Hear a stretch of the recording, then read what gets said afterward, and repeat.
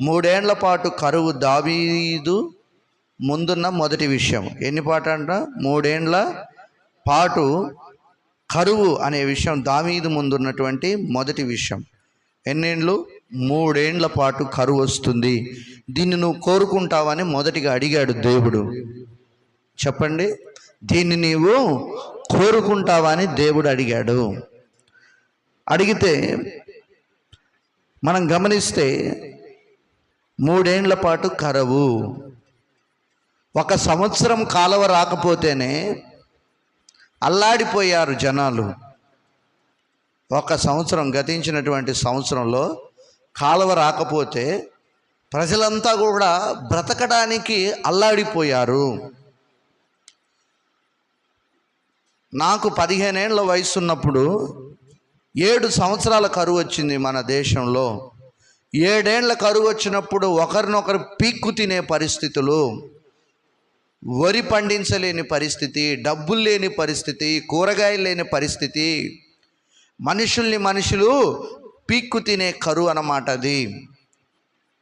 అప్పుడు జొన్నలు వేసుకొని జొన్న జావ, రాగి జావ, ఏంటిది జొన్న గట్క, సద్దలు, ఇలా రకరకాలుగా ఆ విత్తనాలు వేసి అవి కూడా విఫలమైపోయాయి. నేలలు బీటలు బాసి బ్రతకడమే కష్టమైపోయింది. ఈ కరువు కాలం అంతా చూసిన వాళ్ళు ఉన్నారా? చేతులు ఎత్తండి. ఆ 7 ఏళ్ల కరువు చూసిన వాళ్ళు,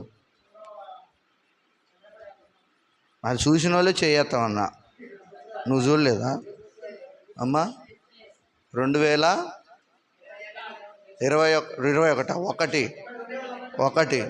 నువ్వు అప్పుడు లేవా? చిన్నపిల్లలు, సండే స్కూల్ పిల్లలు, అంతేనా? హల్లెలూయా. చూడండి, చాలా భయానకమైనటువంటి పరిస్థితులు. మా కుటుంబం అయితే నిరుపేద మధ్యతరగతి కుటుంబాలు అల్లాడిపోయాయి. పొట్ట చేత పట్టుకొని రాష్ట్రాలు దాటి వెళ్ళిపోయారు. అక్కడికి వెళితే అక్కడ కూడా ఎంతమంది కానీ ఎవరు పని చూపిస్తారు? అంటే కరువు అంటేనే ప్రజలకు భయానకమైనటువంటి పరిస్థితులు అన్నమాట. తిండి బట్ట ఉండని యొక్క పరిస్థితులు అన్నమాట. చేతి నిండా పని లేని పరిస్థితులు, ఏది కొనుగోలు చేయలేని యొక్క పరిస్థితులు అన్నమాట. అప్పుడు కంట్రోల్ బియ్యం కూడా దొరకని యొక్క పరిస్థితి. వాటి కొరకు కూడా ఎగబడ్డారు. ఇప్పుడు సామ్మసూరు బియ్యంకే వీళ్ళకి ఎక్కట్లేదు. ఇప్పుడు ఏమొచ్చాయంట? చింట్లు అయితేనే గొంతులోకి సన్నగా జారిపోతున్నాయి. అట్లాగే నా దేవుని ప్రియులారా, మనం గమనిస్తే కరువు ఎంత భయంకరంగా ఉంటుందో, దాని యొక్క పర్యవసానం ఎలా ఉంటుందో బైబిల్ గ్రంథంలో మనం కొన్ని లేఖన భాగనాలను పరిశోధించి చూద్దాం అన్నమాట. కరువు యొక్క పరిస్థితులను దావీదు గారు తన జీవితంలో ఎప్పుడైనా చూశాడా? తన రాజ్యములో ఒకవేళ చూడకపోతే, ఒకవేళ చూస్తే ఈ పరిస్థితుల్లో ఈ 3 విషయాల్లో తను దేన్ని కోరుకోగలడు? మనం ముందుకెళితే ఈ కరువు పరిస్థితులు ఎలా ఉంటాయి, కొంత ఉపోద్ఘాతం మనకు సంభవించిన విషయాలు, మనము జ్ఞానం వచ్చిన తర్వాత మనకు కలిగిన కరువు పరిస్థితులు మనం ఎంత భయానకంగా ఉన్నాయో మనం తెలుసుకోగలిగాము. మొదటిగా గమనిస్తే అబ్రహాము కాలంలో ప్రారంభమైంది మొదటి కరువు. ఎక్కడ ప్రారంభమైందట? అబ్రహాము కాలములో. ఈ సృష్టిలో దేవుడు సృష్టిని సృష్టించి మానవ మనుగడని అభివృద్ధి చెందించిన తర్వాత అబ్రహాము విశ్వాస యాత్రలో తొలిమెట్టు ఎక్కుతున్నప్పుడు అబ్రహాముకు భారమైనటువంటి కరువు, తన దినంలో తన విశ్వాసపు యాత్రలో కరువు వచ్చింది. అదే మొట్టమొదటి కరువు. అంతకుముందు ఎప్పుడు కరువు రాలేదు. అంతకుముందు జలప్రలయం వచ్చింది, కానీ కరువు అనేది లేదండి. ఆదికాండం 12వ అధ్యాయం 10వ వాక్యం మనం చూస్తే, ఆదికాండం 12:10, అప్పుడు అబ్రహాము ఉంటున్నటువంటి ఏ దేశంలో ఆయన నిలిచి బలిపీఠం కట్టి అక్కడ ప్రార్థన చేశాడు అని మనం లేఖనాలని పరిశోధన చేసి అర్థం చేసుకోగలిగితే, కానానులో ఉన్నాడు ఆయన. కానానులో, ఆ దేశంలో మొదటి కరువు వచ్చింది. విశ్వాసంలో తొలిమెట్లెక్కుతున్నాడు. ప్రార్థనలో ప్రారంభ జీవితం అన్నమాట, దేవునితో పయనించే జీవితం అన్నమాట. ఇప్పుడు ఈ విశ్వాసపు యాత్రలో అబ్రహాము దినములో తనకు ఏమొచ్చిందట? తను ఉంటున్న దేశంలోనే కరువు వచ్చెను.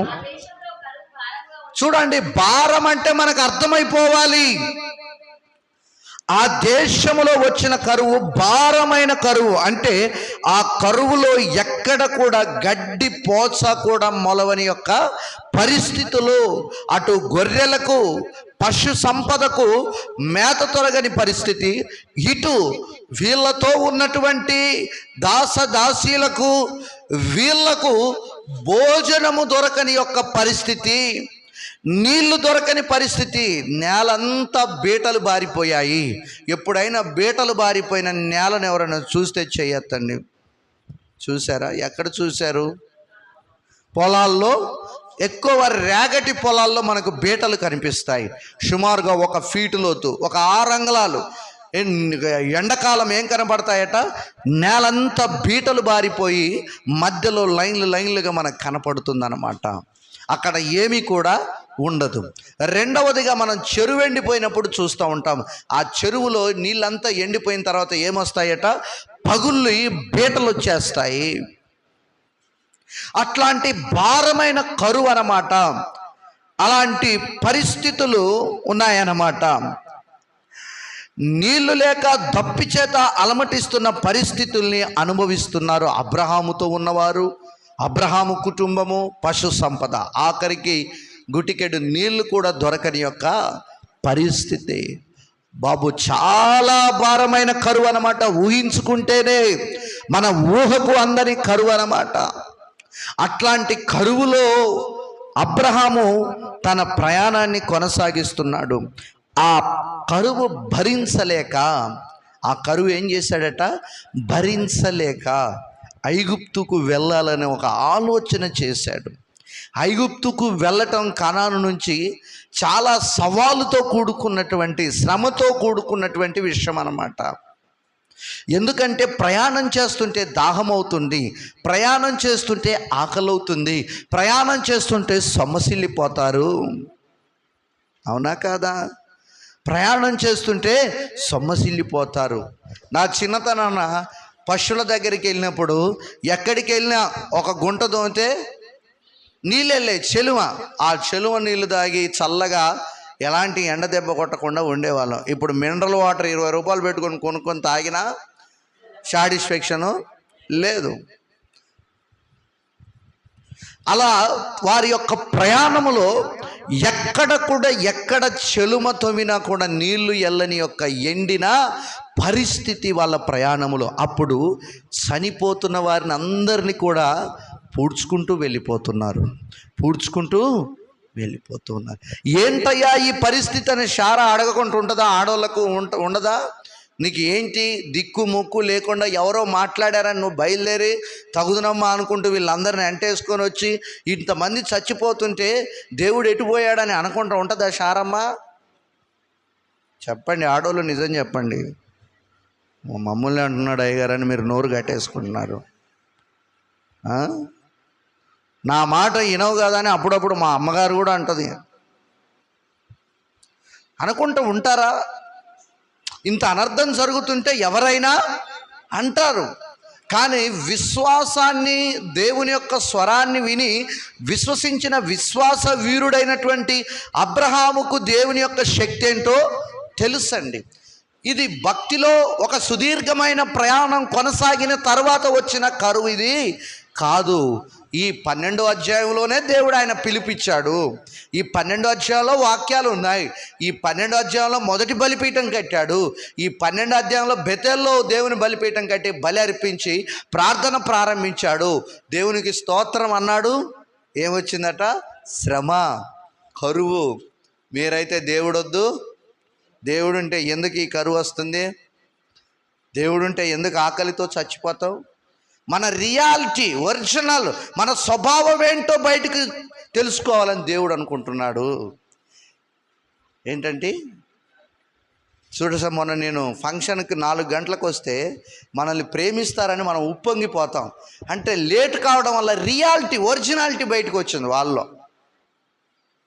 దేవుడు కూడా సేమ్. ఉదాహరణకు చెప్తున్నాను, మనుషుల యొక్క స్వభావము దేవుని మీద ఎంత ఆధారపడుతున్న ఒరిజినల్ వాళ్ళ స్వభావాన్ని బయటికి తీసుకురావడానికి పరీక్షలు, ఆంక్షలు పెడతారు. హెచ్చరించినందుకు నాతో పాటు ట్రైనింగ్ చేసి, నాతో పాటు సంవత్సరం 14-15 నెలలు చదువుకొని హెచ్చరించినందుకు ఇలా మందిరం ఎగ్గొట్టాడు. ఇట్లాంటి వాళ్ళు ఏం సేవ చేస్తారు?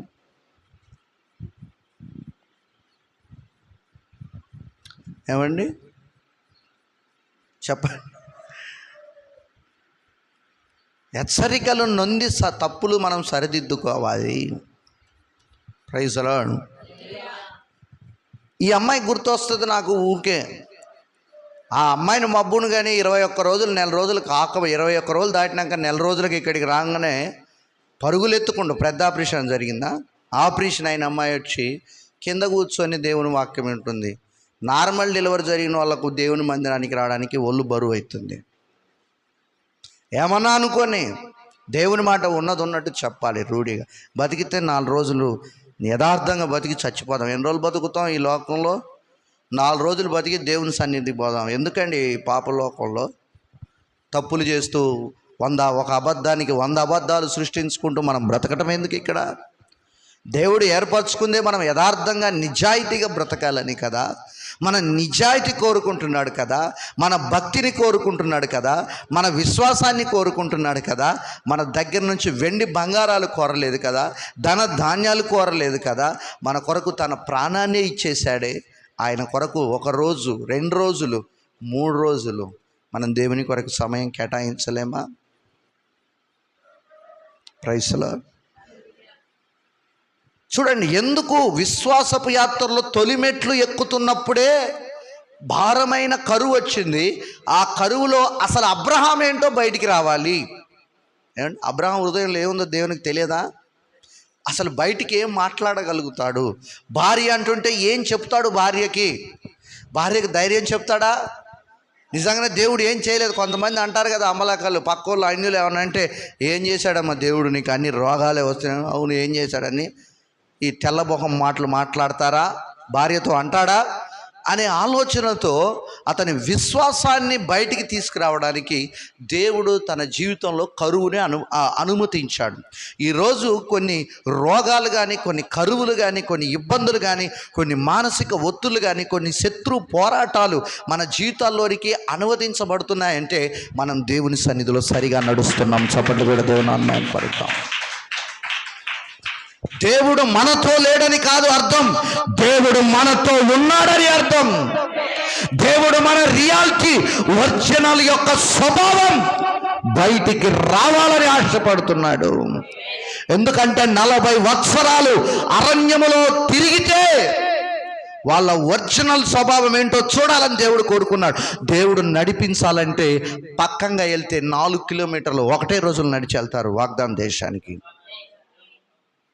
1 రోజు ప్రయాణం, కానీ రియాలిటీ బయటికి రావాలి వారిలో అని వాగ్దానం దేశం చుట్టూ తిప్పి అక్కడికే ఆ కొండలు, గుట్టలు, లోయల అనుభవాల్లో ఎక్కడ కూడా దైవభక్తి ప్రదర్శించలేదు ఇశ్రాయేలీలు. సనుగుళ్ళు, తిట్లు, గులుగుళ్ళు, ఇవే ఆర్తనాదాలు.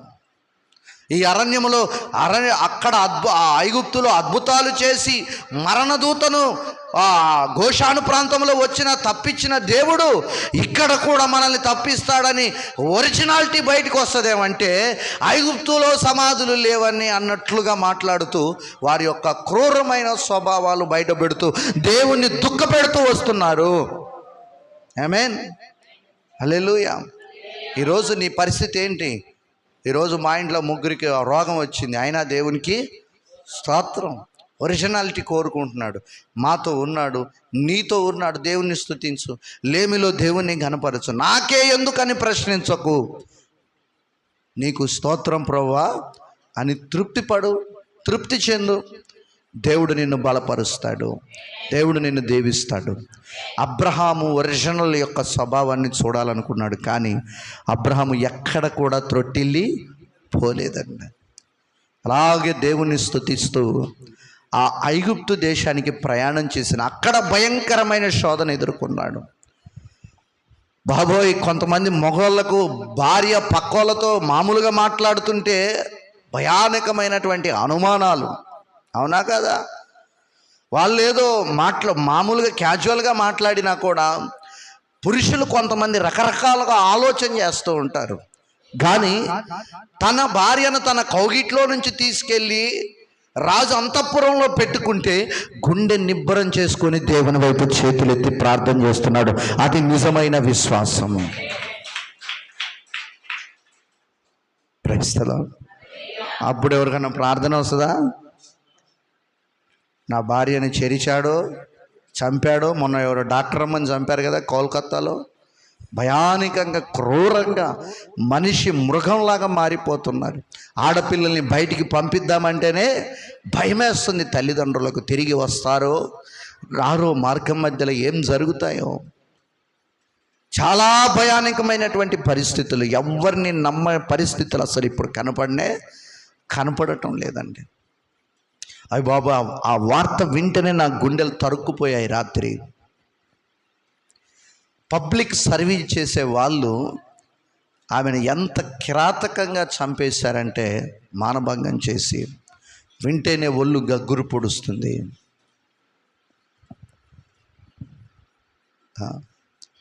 మనిషి మృగంలాగా తయారవుతున్నారు.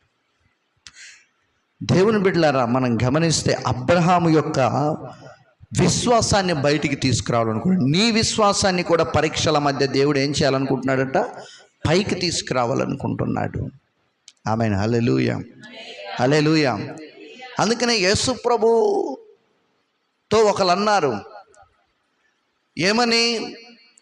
అయ్యా, వీడు గుడ్డోడుగా పుట్టాడు, వీడు చేసిన తప్ప, వీడి తల్లిదండ్రులు ఏమన్నా పాపం చేస్తే ఆ పాపం శాపం వీడికి అంటుకుందంటే, యేసుప్రభు ఒకటే అంటాడు, వాడు చేసిన తప్పు కాదు, వాడు తల్లిదండ్రులు చేసిన తప్పు కాదు, వాని ద్వారా దేవుని నామం మయంపరచబడాలి, వాడి ద్వారా దేవుని క్రియలు ప్రజలకు తెలియపడాలి అని వాని జన్మనలా సృష్టించాను.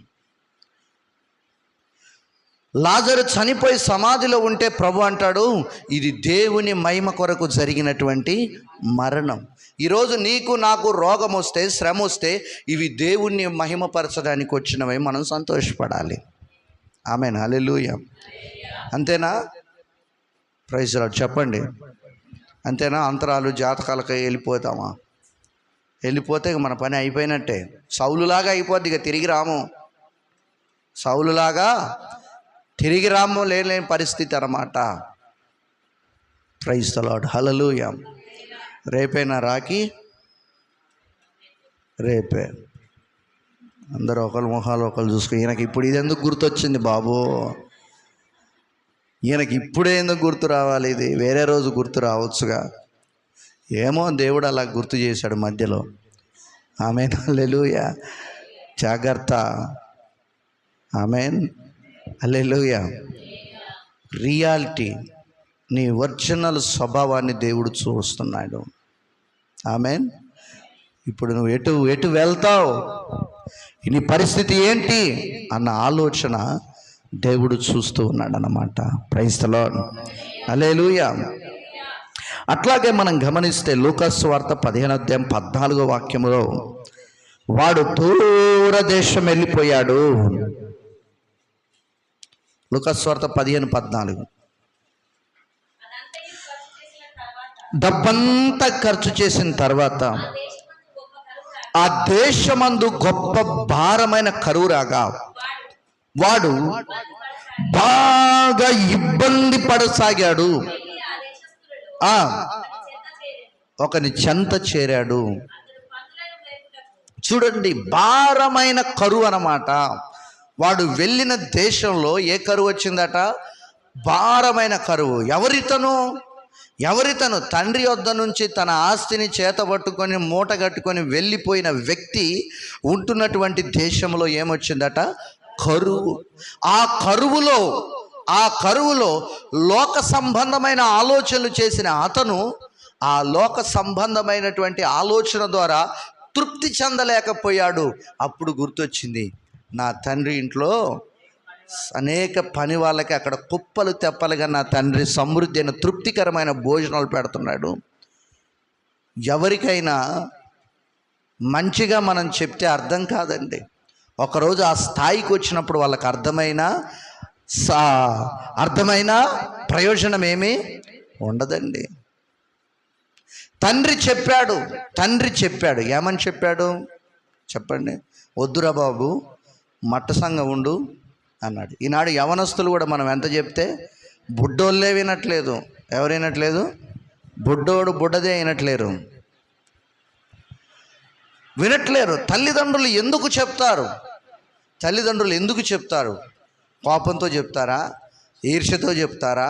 పగతో చెప్తారా? నాశనం కావాలని చెప్తారా? దేనికి చెప్తారు? ప్రేమతో వాళ్ళ భవిష్యత్తును కోరుకోవాలని చూస్తూ ఉంటారు. వాళ్ళు ఉన్నతమైనటువంటి స్థానంలో ఉండాలని తల్లిదండ్రులు ఆశిస్తూ అవసరమైతే ఖండిస్తారు, శిక్షిస్తారు.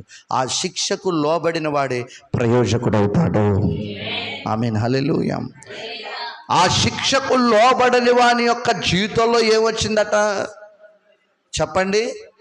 కరువు వచ్చింది. ఆ కరువులో ఏం పోయే కాలం పందుల పొట్టు తినాల్సిన అవసరం ఏమొచ్చింది అంటే, పంది అంటేనే మనకు దేనికి సాదృశ్యం? పాపానికి, పాప స్వభావానికి అసహ్యం కలిగించేది. దాని పేరు ఎత్తటానికి కూడా మనుషులు ఇష్టపడరు. అట్లాంటి పరిస్థితులకు వెళ్ళిపోయాడు అబ్రహాము. అబ్రహాము దినముల్లో ఏ కరువు వచ్చిందట? మొట్టమొదటి కరువు ప్రారంభమైంది. తర్వాత మనం స్పీడ్గా ముందుకెళ్దాం. తర్వాత ఎవరి జీవితాల్లో కరువు వచ్చిందట చెప్పండి? తప్పిపోయిన యొక్క కుమారుడి యొక్క జీవితంలో, అతడు ఉంటున్న దేశంలో ఏమొచ్చిందట? కరువు వచ్చింది. ఆ కరువులో వాడికి అర్థమైంది, నా తండ్రి ఇంటికి నేను వెళ్ళిపోవాలి అనే ఒక ఆలోచన. అంటే మనం అంటుంటాం కదా, మోటు సామెత, మనిషి విలువ మనిషి ఉన్నప్పుడు తెలియదండి. మనిషి విలువ మనిషి ఉన్నప్పుడు తెలియదు. మనిషి వెళ్ళిపోయిన తర్వాత గుండెలు బాదుకుంటారు లబోదిబో అని. ప్రయోజనం ఏమీ ఉండదు. తర్వాత అబ్రహాము కొడుకైనటువంటి ఇస్సాకు దినంలో రెండో కరువు వచ్చింది. సరే, దాని గురించి ఇప్పుడు మనం పక్కన పెడదాం. యోసేపు కాలంలో ప్రపంచ దేశాలకు వచ్చింది కరువు. యోసేపు కాలంలో ప్రపంచ దేశాలన్నిటి మీదకి కరువు రప్పించాడు దేవుడు. ఎందుకు ఈ కరువు రప్పించాడు? ఎందుకు ఈ కరువు వచ్చింది? ప్రజల యొక్క పాపము ఎక్కువైపోయింది. ప్రజలు సృష్టికర్తను మరిచి సృష్టిని పూజించడం ప్రారంభించారు. దేవుని చేత ఏర్పరచబడినటువంటి వంశీయులు 12 గోత్రాల వారు క్రూరమైనటువంటి స్వభావాన్ని ధరించుకొని సొంత సోదరుని చంపడానికి వెనకాడని యొక్క సైతాను యొక్క ఆలోచనలు కలిగి ఉన్నారన్నమాట. మనుషులు ఏమైపోయారట? వాళ్ళు కూడా మృగ స్వభావం వారిలోకి వచ్చింది. వీటన్నిటిని దృష్టించినటువంటి దేవుడు అందుకనే ఫరోకి కలబాబని చెప్పాడు. మొదటి కళ ఏంటో చెప్పండి?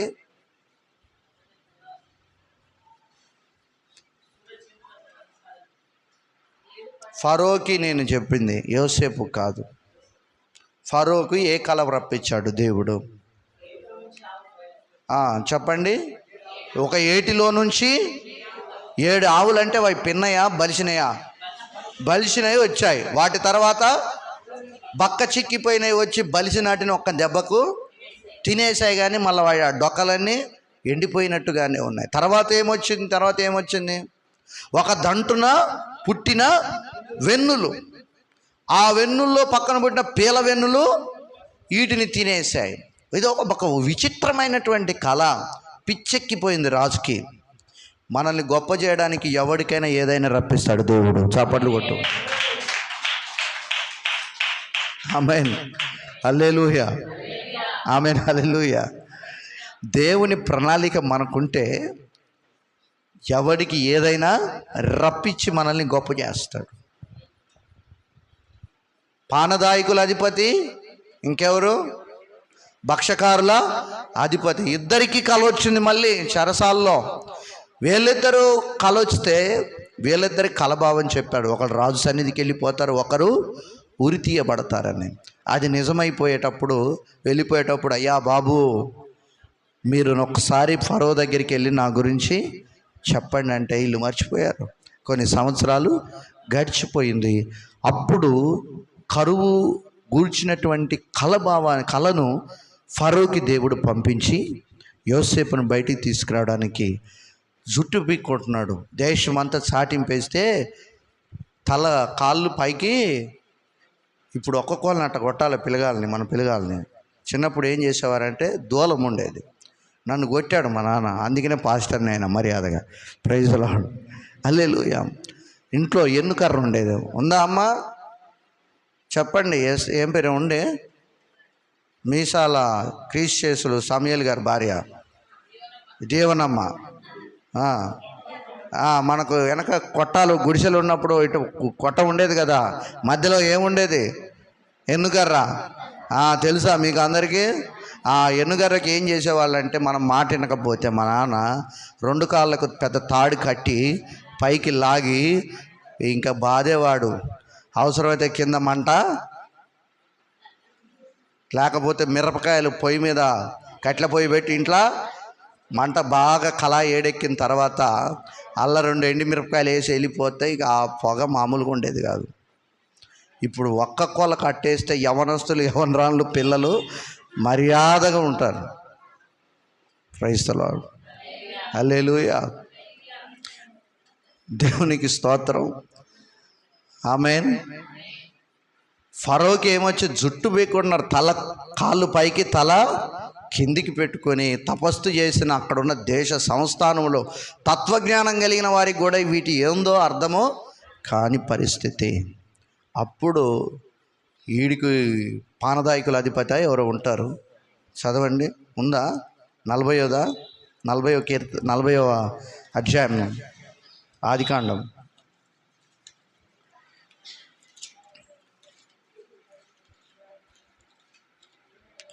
ఆదికాండం 40-41 అమ్మా? చదువుతలే ఎక్కడుందో.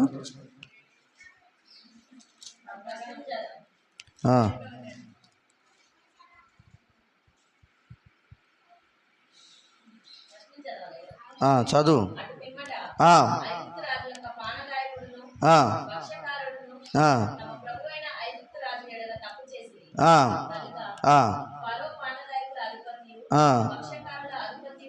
ఏడవ వచనం చదువు. ఇద్దరి చిన్నబోయి ఉన్నవి కావలి ఉన్నందున ఫరో ఉద్యోగస్తులను అడిగాను, మేము కలలు కంటిమి, ఎవరునూ లేరని అతనితో అనగా. చప్పట్లు కొట్టండి. కొట్టు రావులమ్మ, కొట్టు గట్టి కొట్టు, నీరసం పోవాలి. దేవుని ఆధీనమే కదా. మీరు దయచేసి ఆ కలలు నాకు వివరించి చెప్పుడని. అప్పుడు పానదాయకుల అధిపతి యోసేపును చూచి, నా కలలో ఒక ద్రాక్షవల్లి నా ఎదుట ఉండెను, ఆ ద్రాక్షవల్లికి 3 తీగలుండెను, అది చిగురించినట్లుండెను, దాని పువ్వులు వికసించెను, దాని గెలలు పండి ద్రాక్ష ఫలములైన, మరియు ఫరో గిన్నె నా చేతిలో ఉండెను, ఆ ద్రాక్ష ఫలములు నేను పట్టుకొని ఫరో గిన్నెలో వాటిని పిండి ఆ గిన్నె ఫరో చేతికి ఇచ్చి తిని తన కలను అతనితో వివరించి చెప్పాను. అప్పుడు యోసేపు దాని భావం ఇదే, ఆ 3 తీగలు 3 దినాలు, ఇంకా 3 దినముల్లోగా ఫరో నీ తలను పైకెత్తి నీ ఉద్యోగం మరలా నీకు ఇప్పిస్తాడు. ఎవరితను? పానదాయకుల అధిపతి. పానదాయకుల అధిపతి అప్పుడు చెప్పాడు, ఏమని? అయ్యా, చెరసాల్లో ఉన్నప్పుడు ఒక వ్యక్తి నాకు కలల భావం చెప్పాడు, అతడు మాత్రం చెప్పగలడు. ఆమేన్. అప్పుడు మనం ఇప్పుడు గమనిస్తే యోసేపు దినములో ప్రపంచం మొత్తాన్ని మీదకి వచ్చిన కరువు. ఆదికాండం 41:57. 41:57. ఆ కరువు చూడండి, ప్రతి దేశమందు భారమైపోయింది. చూడండి, దేవుడు ముందే కళని ఫరోకి ఇచ్చాడు, ఆ కలభావం చెప్పాడు. ఎందుకంటే 7 పిన్న ఆవుల గురించి ఏంటంటే 7 సంవత్సరాలు భయంకరమైన కరువు రాబోతుంది. ఈ కరువులో మీరు ఏం చేయాలంటే ఏం చేయాలి? ధాన్యమును సమకూర్చుకుందాం. ఐగుప్తు దేశం అంతటా ముందే సమృద్ధిగా పంట పండించి కొట్లలో నింపేద్దామని చెప్పి ఒక ఆలోచన చెప్పాడు. అప్పుడు అందరు సమస్త దేశాలకు కరువు వచ్చింది. అక్కడ ధాన్యం కొనడానికి వచ్చారు. భయంకరమైన కరువు అన్నమాట. ఆ కరువుని భరించలేని యొక్క దేశాలన్నీ కూడా ఐగుప్తు దేశపు బాట పట్టాయి. మనం ఎక్కడుంటే దేవుని యొక్క ఆశీర్వాదము అక్కడ ఉంటుంది. తర్వాత చూస్తే 42:5లో చూస్తే ఎక్కడొచ్చిందట? అబ్రహాముకి ఎక్కడ కరువు వచ్చింది? కనానులో వచ్చింది. ఇప్పుడు యాకోబుకు తన కుమారులకు ఎక్కడ వచ్చింది కరువు? మరలా కనానులో కరువు వచ్చింది. భారమైనందున ధాన్యము కొనవచ్చిన వారితో కూడా ఇశ్రాయేలు కుమారులు కూడా వచ్చారండి, చేతులు కట్టుకొని లైన్లో. అంత భారమైనటువంటి కరువు కనానులో వచ్చిందండి. ఆమేన్, హల్లెలూయా. ఈ కరువులన్నీ వారి జీవితాల్ని మెరుగుపరచడానికే వచ్చాయి, కానీ వారి జీవితాల్ని నాశనం చేయడానికైతే రాలేదు. మరి మీరేమంటారు? దావీదును కోరుకోమన్నాడు. 3 ఏండ్ల పాటు కరువు సంభవించాలా వద్దా అని ఒక మొదటి విషయం అడిగాడు. రెండవది 3 నెలల పాటు శత్రువుని కత్తితో నిన్ను నశింపజేయట, తరుముట, అది కావాలా నీకు? 2 అది. 3 తర్వాత ఏంటి? యెహోవా కత్తి అనగా 3 రోజులు తెగులు సంచారం చేయుట, ఇవి కోరుకోమన్నాడు. ఇంకా కంప్లీట్ అవ్వలేదు, మొదటి విషయంలోనే మనం ఉన్నాం. అయితే దావీదు జీవితంలో ఈ కరువు కోరుకుంటున్నాడా? ఏం చెప్పగలుగుతున్నాడు దేవునికి? ఏం చెప్పలేక వినటం తప్ప ఏం చెయ్యలేని యొక్క పరిస్థితి. అంతే. కరువు ఎంత భయానకంగా ఉంటుందో మొదటి విషయం మనం నేర్చుకుంటున్నాము. హల్లెలూయా, హల్లెలూయా. తర్వాత మనం చూస్తే న్యాయాధిపతులు ఏలిన దినముల యందు వచ్చిన కరువు అన్నమాట. న్యాయాధిపతులు ఏలిన కాలంలో కరువు వచ్చింది. అక్కడ వారి యొక్క విశ్వాసపు పరీక్ష. అక్కడున్న యూదులు, ఇశ్రాయేలీలో న్యాయాధిపతులు ఎంత మేరకు దేవుని మీద ఆధారపడతారు అనే యొక్క విశ్వాసపు పరీక్ష. రూతు గ్రంథం 1:1. తొందరగా ముగిద్దాం, నీరసంగా ఉండకండి, అందరూ కూడా యాక్టివ్గా ఉండండి అన్నమాట. ఏలిన దినముల యందు దేశములో కరువు కలగగా తన భార్యను తన 2 కుమారులను వెంటబెట్టుకుని వెళ్ళిపోయాడు. కరువు భరించలేక శ్రమలు తప్పించుకుందామనుకున్నారు. శ్రమలు తప్పించుకుందామని ఎక్కడ పోయారు? మోయాబ్ దేశానికి పోయి ఎక్కడ పడ్డారు? ఇరుకులో పడ్డారు, ఊబిలో పడ్డారు, మరణపు అంచుల్లో పడిపోయారు. శ్రమలు దేవుడు అనుమతిస్తే వాటిని మనం సంతోషంగా మన జీవితాల్లోనికి అనువదించుకొని దేవుడు అనుమతించిన వాటిని సంతోషంగా మనం నెరవేర్చడానికి దేవుణ్ణి స్తుతించాలి తప్ప పారిపోయే రకాలుగా మనం ఉండొద్దు ఈరోజు. ఆమేన్, హల్లెలూయా. ఈ శ్రమలు తప్పించుకోవడానికి వేరే దేశం వెళ్ళిపోయారు. అక్కడ వాళ్ళకు సంభవించిన శ్రమలు కఠోరమైన శ్రమలండి. మరణము వెంటాడింది వాళ్ళని, మరణించారు పురుషులు. మగళ్ళు ఒక్కరు కూడా లేరు ఆ కుటుంబంలో. ఉన్నారా? లేరు. పురుషులు ఎవరు మిగల్లేదు. 3 వితంతువులుగా మిగిలిపోయారు. భర్తలతో 10 నెలలు పట్టుమని కాపురం చేయలేదు. వారి యొక్క కోడళ్ళు కొడుకులతో, రూతు నయోమి కొడుకులతో కొడుకులు అలాగే చచ్చిపోయారు. కారణం ఏంటంట? దేవుడు అనుమతించిన కరువులో దేవుని స్తుతించకుండా, దేవుని వైపు చేతులు ఎత్తకుండా తప్పించుకుందామని చూశారండి. ఏం చేశారంటే చెప్పండి? తప్పించుకుందాం అనుకొని ఎక్కడికి వెళ్ళిపోయారు? మరణపు యొక్క సైతాని యొక్క నోట్లో తలకాయ పెట్టారు. అందరూ చెప్పండి, ఎక్కడ తలకాయ పెట్టారు? పెడితే అది కొరక్కుంటూ ఉంటుందా? ఈ మధ్య యూట్యూబ్లో వైరల్ అవుతుంది. ఒకడు దాన్ని ఏమంటారు, అదే నీళ్ళల్లో ఉంటుందిగా ముసలి. Thank you. ఏంటంటే అది ముసలి ఒడ్డుకొచ్చి పండుకుంటే వాడు దాంట్లోకి వెళ్ళి ముఖం దగ్గర పెట్టిండు, కొరికి పడేసింది. దాని స్వభావమే కొరకడం. అరే నువ్వు తీసుకెళ్ళి సైతాన్ నోట్లో తలబెడితే వాడు కొరక్కుంటుంటాడా? సర్వనాశనం చేశాడు ఆ కుటుంబాన్ని. నీ జీవితంలో శ్రమలు దేవుడు అనుమతిస్తే నువ్వు పారిపోవద్దు. ఈరోజు నిలబడు ఉన్న చోట, ప్రార్థించు ఉన్న చోట. ఆమేన్, హల్లెలూయా. అబ్రహాము కూడా ఆ శ్రమలు తాళలేక పారిపోయి శోధనకు గురై ఆ కరువులో ఒక సైతాన్ని ఎమ్మడి పెట్టుకొని వచ్చాడు. ఎవరామె? హాగరు. ఆమె వల్ల వాళ్ళ కుటుంబంలో సమాధానం లేకుండానే, చెప్పండి, ఆమె వల్ల ఇప్పుడు దేవుని బిడ్డలకు, వాగ్దానం చేయబడిన బిడ్డలకు ఒక విరోధమైనటువంటి సంతానం బయటికి వచ్చింది. అమ్మా, అవునా కాదా? శ్రమలలో నిలిచి ఉండలేని పరిస్థితి అన్నమాట. అందుకనే మనం నిలిచి ఉండాలి. కరువులో మనం ఏం చేయాలమ్మా? అలాగే మంచినీళ్ళు తాగైన దేవుని తట్టు చేతులు ఎత్తి, అయ్యా నువ్వే బ్రతికించని వేడుకోవాలి. ఈ శ్రమలు తట్టుకోవడానికి శక్తి నువ్వు అనాలి మనం. ఆమేన్, హల్లెలూయా. ఎంతమంది అంటున్నారో ఏమో, నేను చెప్తానే ఉన్నాను ఉద్యోగ ప్రసంగాలు, అందరూ డల్గా ఉన్నారు. పోయిన వారం నుంచి చూస్తున్నాను ఉసురోమంటుంటున్నారు. ప్రైజ్ ది లార్డ్, హల్లెలూయా, హల్లెలూయా. ఎంత టైఫాయిడ్ వచ్చి సెలైన్ ఎక్కినా, ఇప్పుడు ఉత్తమ్ కుమార్ రెడ్డి వచ్చి ఇంటికి 10,000 ఒక పట్టు చీర ఇస్తున్నాడంటే ఆర్ఎంపీ ఎమ్మటే పీకేసేయని. అందరికంటే లైన్లో రోగం వచ్చిన వాళ్ళే ఉంటారు అక్కడ ముందల ఉజ్జీవంగా ఉండరా?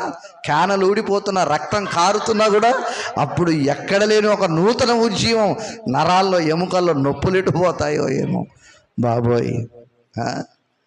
అట్లా ఉండకూడదమ్మా. మనం దేవుని సన్నిధిలో ఎలా ఉండాలి? భూమిక ఉజ్జీవంగా ఉండాలి. దేవునికి స్తోత్రం, హల్లెలూయా. కీర్తనలు. సరే, ముందుకెళ్దాం. దావీదు కాలంలో వచ్చిన కరువు ఇది సౌలు కుటుంబీకుల వలన వచ్చినటువంటి కరువు అన్నమాట. వారిని బట్టి వచ్చింది దావీదు కాలంలో. కరువు దినాలను చూచాడు దావీదుకు కరువు సంవత్సరాలు అంటే ఏంటో బాగా తెలుసు. భయం కూడా, ఆ పేరింటేనే అతనికి భయం కూడా. గమనిస్తే 2 సమూయేలు గ్రంథం 21:1, 2 సమూయేలు 21:1, దావీదు కాలమున 3 సంవత్సరాలు ఇదే కోరుకోమంటున్నాడు. ఇది ఎప్పుడు? దావీదు రాజరికాన్ని చేపట్టినప్పుడు సౌలు కుటుంబీకులు చేసిన దుర్మార్గమైన చర్యలను బట్టి. కరోనా ఎందుకు వచ్చిందండి మనకు? తెగులు గురించి వచ్చినప్పుడు నేర్చుకుందాం. సౌలు కుటుంబీకులు చేసినటువంటి దుర్మార్గమైనటువంటి క్రియలను బట్టి ఆ దేశం మీదకి దావీదు సింహాసనం ఎక్కగానే 3 సంవత్సరాలు కరువు వచ్చిందండి. ఎన్ని సంవత్సరాలు వచ్చింది? 3 సంవత్సరాలు. చదువమ్మా. విడవకుండా వెంటనే కరువు కలగగా యెహోవాతో మనవి చేసిన, అందుకు యెహోవా ఇలాగ సెలవిచ్చెను, గిబియోనీయులను సౌలు హతము చేసిన గనుక అతన్ని బట్టి నరహంతకులకు అతని ఇంటి వారిని బట్టి. చూడండి, ఒక్కడు చేసిన పాపానికి దేశమంతటికి, ప్రజలంతటి మీదకి ఏమొచ్చింది? కరువు, శిక్ష. ఈరోజు దేవుని బిడ్డ, నువ్వు చేస్తున్న తప్పును బట్టి నీ కుటుంబం మీదకి శాపం వస్తుంది, జాగ్రత్త. నువ్వు చేస్తున్న పాపాన్ని బట్టి నీ కుటుంబం మీదకి తెగుళ్ళు, మరణకరమైన రోగాలు, సమస్యలు వస్తాయి, జాగ్రత్త. దైవ చిత్తానుసారమైన రోగాలు వస్తే దేవుడు తోడుండి నడిపించి దేవుని సాక్షిగా వాడుకుంటాడు. దేవునికి విరుద్ధమైన కార్యాలు చేస్తే దేవుడు పంపించే శాపాన్ని నీ పిల్లలకు అంటుద్దని నువ్వు జ్ఞాపకం పెట్టుకో. అందుకనే మర్యాదగా బ్రతకండి. ఎలా బ్రతకండి? మర్యాదగా దేవుని సన్నిధిలో బ్రతకండి. సౌలు కుటుంబీకులు పాపం చేస్తే దావీదు కుటుంబానికి, అలాగే ఇశ్రాయేలీల యూదుల జనాంగం అంతటికీ విడవకుండా వెనువెంటనే కరువు వస్తే, అయ్యా క్షమించయ్యా అని దేవుని సన్నిధిలో ప్రార్థిస్తున్నాడు. కరువు అంటే ఏంటో, కరువు పరిస్థితులు అంటే ఏంటో దావీదుకు బాగా తెలుసు. ఇప్పుడు దావీదు ఏలుతున్నటువంటి కాలంలో దావీదు చేసిన పొరపాట్లను బట్టి కూడా ఏమొస్తుందట? కరువు వస్తుంది, శత్రువు తరుముట, దేవుడు పంపించే తెగులు. ఇవన్నీ ఎవరు పంపించాయి? 3 కూడా దేవుడు పంపించాయి. 3 సంవత్సరాలు, 3 నెలలు, 3 దినాలు. యువర్ చాయిస్, నీ ఇష్టం. 3 విషయాలు నీ ముందు ఉంచాను, నీకు ఏది కావాలనో కోరుకో. ప్రైజ్ ది లార్డ్, హల్లెలూయా. ఈ మధ్య సోషల్ మీడియాలో బాగా వైరల్ అయింది, నేను బాగా ఇష్టపడ్డాను. యుఎస్సిలో కొంతమంది వీడియోలు చేశారు. ఒక చేతిలో టేబుల్ మీద అక్కడ పెట్టేసి డాలర్లు, తర్వాత గోల్డ్, తర్వాత బైబిల్, మీకు ఏది ఇష్టమో కోరుకోండి అని 3 పెట్టారు. చాలామంది ఒకరు డాలర్లు, ఇంకొకరు బంగారాన్ని ఆశించారు. కానీ 10 మందిలో ఒక్కరు మాత్రమే బైబిల్ని పట్టుకొని వెళ్ళిపోతున్నారు. బైబిల్ పట్టుకున్నాడు వెళ్ళిపోయేవాడికి బైబిల్తో పాటు అన్నీ ఉన్నాయి లోపల. అలాగే దావీదు కూడా ఉంచాడు. ఏముంచాడు? 3 సంవత్సరాలు, 3 నెలలు, 3 దినాలు. నీ ఇష్టం, నువ్వేది కోరుకుంటావో నీ ఇష్టం. మీరైతే ఏం కోరుకుంటారు? మీరైతే ఏది, నాకేదో దయ్యారు 3 చాలా కష్టతరమే. కరువు అంటే అన్నం లేక చచ్చిపోతాం, నీళ్ళు లేక చచ్చిపోతాం. శత్రువు తరుముటంటే వాడు ఎప్పుడు చంపేస్తాడో నిద్ర పట్టని రాత్రులు. మరి యెహోవా తెగులంటే రోగం చేత దేవుడు మొత్తితే మనం బ్రతకలేం. ఆమెన్. దేవుడు మొత్తిన వాళ్ళు ఉన్నారు తెలుసా? బైబిల్లో ఉన్నారు. అబీమెలెకుని అబ్రాహాం భార్యను బట్టి వాళ్ళ కుటుంబీకులందరినీ మొత్తితే వాళ్ళ ఐగుప్తులు వాళ్ళ రాజు కుటుంబంలో ఎవరు కూడా పిల్లలు అట్టుంటుంది. దేవుడు మొత్తితే వామ్మో ఇవన్నీ ఎందుకు బాబోయ్ అనుకుంటున్నారా? దావీదు కూడా అలాగే అనుకొని మౌనంగా ఉన్నాడు. ఏం చేయాలి? కానీ కోరుకోవాలి తప్పదు. అలాగే మనం గమనిస్తే ఏమొచ్చిందట? అతని దినములో సౌలు కుటుంబీకుల్ని బట్టి, మన కుటుంబాలను బట్టి, మనల్ని బట్టి ఎవరి మీదకి తెగుళ్ళు కానీ కరువులు కానీ రాకూడదని మనం ప్రార్థన చేసుకొని మన భక్తి జీవితాన్ని యథార్థంగా దేవునికి ప్రీతికరంగా కొనసాగించాలి. లూకాసు వార్త 4వ అధ్యాయం 25వ వాక్యం.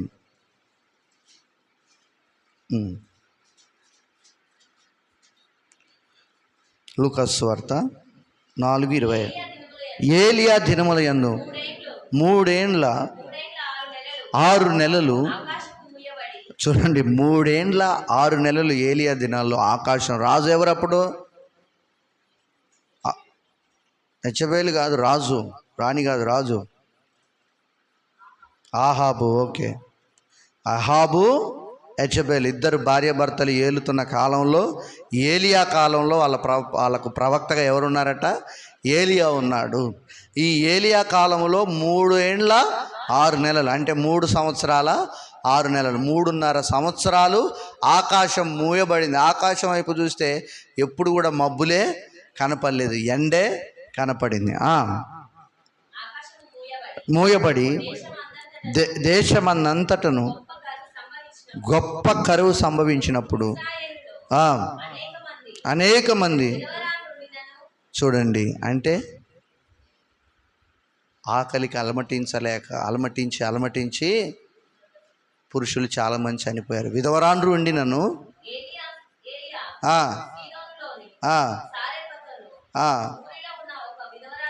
చాలు. ఎన్నేళ్ళ కరువు వచ్చిందంట? 3.5 సంవత్సరాల ఆకాశం మూయబడింది. ఆమేన్, హల్లెలూయా. మనకి ఎన్ని సంవత్సరాలు వస్తే అల్లాడాం? మొన్న గత సంవత్సరము 2024లో 1-2 కార్లు నీళ్ళు రాకపోతేనే అస్సలు అందరూ అల్లాడిపోయి అలమటించారు. అవునా? అందరి జేబులు ఖాళీ. Praise the Lord. అందుకనే ఏలియా కాలంలో ఎన్ని సంవత్సరాలు వచ్చింది? 3.5 సంవత్సరాలు. దావీదు కాలంలో 3 సంవత్సరాలు. ఇలా యోసేపు కాలంలో 7 సంవత్సరాలు. Praise the Lord. ఇప్పుడు దావీదు కాలంలో ఎన్ని సంవత్సరాలు కోరుకోమంటున్నాడు? 3 సంవత్సరాలు. అయినా కోరుకోలేదు అతను దాన్ని. దావీదు కోరుకున్నది ఏంటో ఇంకా 2 వారాల తర్వాత చూద్దాం. ఆమేన్, హల్లెలూయా. దేవుడి మాటలు దీవించి మన హృదయంలో పదిలపరిచి ఆధ్యాత్మిక జీవితంలో మనము కరువులు లేకుండా సారవంతమైనటువంటి ఫలభరితమైనటువంటి ఆత్మ జీవితాన్ని, ఆధ్యాత్మిక జీవితాన్ని మనం కలిగి ఉందాము గాక. ఆమేన్, హల్లెలూయా. అందరం తల్లు వంచి కళ్ళు మూసుకొని ప్రార్థన చేసుకుందాం. దైవమా, ఈరోజు చాలా చక్కటి విషయాలు మాకు ఉపదేశించారు, మాకు బోధించారు, మాతో మాట్లాడారు. ఇదిగో నాయనా, మేము చేసిన పొరపాట్లను బట్టి కరువులు మా మీదికి రాకు